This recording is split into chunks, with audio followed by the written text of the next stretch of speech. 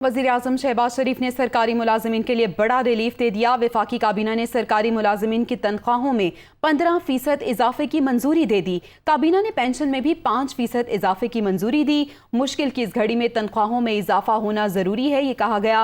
वज़ीर-ए-आज़म शहबाज शरीफ की जानिब से सरकारी मुलाजिमीन की तनख्वाहों में 15% इजाफा किया जा रहा है।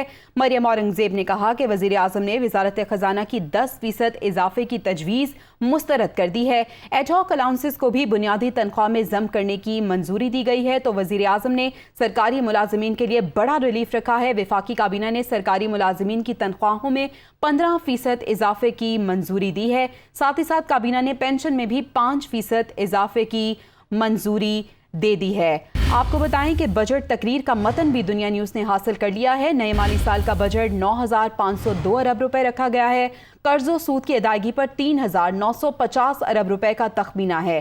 तरक्याती अखराजात की मद में 800 अरब रुपए मुख्तस किए गए हैं। दिफा के लिए 1,523 अरब रुपए मुख्तस किए गए हैं। सिविल इंतजाम को चलाने के लिए 550 अरब रुपए रखे गए हैं। पेंशन के लिए 530 अरब, सब्सिडी के लिए 699 अरब रुपए का तखमीना है। मजीद तफसीलात जान लेते हैं। शुएब निज़ामी हमारे साथ मौजूद हैं। शुएब, बताइएगा इस तकरीर के मतन से मुतालिक। जी, जो तकरीर का मतलब हमें मिला है उसके मुताबिक तनख्वाहदार तबके के लिए जो टैक्स की छूट थी 6 लाख रुपए सालाना, उसको बढ़ाकर 12 लाख रुपए सालाना कर दिया गया है। यानी कि अब इनकम टैक्स का इतलाक जो होगा वो 12 लाख सालाना इनकम के ऊपर होगा। यानी कि 1 लाख माहाना से जो दायित्व कमाएंगे उनके ऊपर जो है इनकम टैक्स आयद होगा। इसी तरह जो मुख्तलिफ कारोबारी हज़रात और ताजिर हैं, अगर वो सालाना 4 लाख रुपए कमाते थे तो उनको इनकम टैक्स जमा कराने के पाबंद से अब ये हद 4 लाख से बढ़ाकर 6 लाख की जा रही है। साथ साथ ये भी बताया गया है कि जो मुख्तलिफ गाड़ियाँ हैं, खासतौर पर जो 1600 सीसी से ज़ायद की गाड़ियाँ हैं, उनके ऊपर एडवांस टैक्स बढ़ाया जा रहा है और उसको 100% से बढ़ाकर 200% किया जा रहा है। इसी तरह जो मुख्तलिफ कंपनियाँ सालाना 30 करोड़ से ज़ायद कमाती हैं, उनके ऊपर 2% टैक्स लगाया जा रहा है। इलेक्ट्रिक जो इंजन वाली गाड़ियाँ हैं, उनके ऊपर जो है वो एडवांस टैक्स 2% लागू किया जा रहा है। जो हमारी जो अब तक हमें बड़े तकलीफ से चीज़ें मिली है, उसके मुताबिक हुकूमत फोकस कर रही है खुर्दनी तेल की मुकामी पैदावार बढ़ाने के लिए और ज़रूरी ट्रैक्टर के ऊपर सेल्स खत्म किया जा रहा है। कैनोला और सूरजमुखी के बीजों के ऊपर टैक्सेस जो हैं वो बिल्कुल ख़त्म किए जा रहे हैं।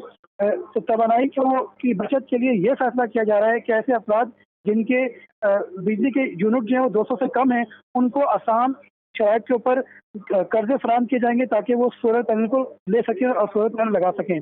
पाकिस्तान बैतुल माल के लिए 6 अरब रुपये रखे जा रहे हैं और साथ साथ NFC के तहत जो विफाक से सूबों को आमदन आनी है तो तकरीबन 4,100 अरब रुपए है।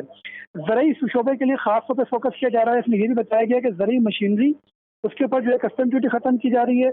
आपाशी, काश्तकारी और फसलों की कटाई के लिए जो मशीनरी आती है उसके ऊपर भी टैक्सेस ख़त्म किए जा रहे हैं।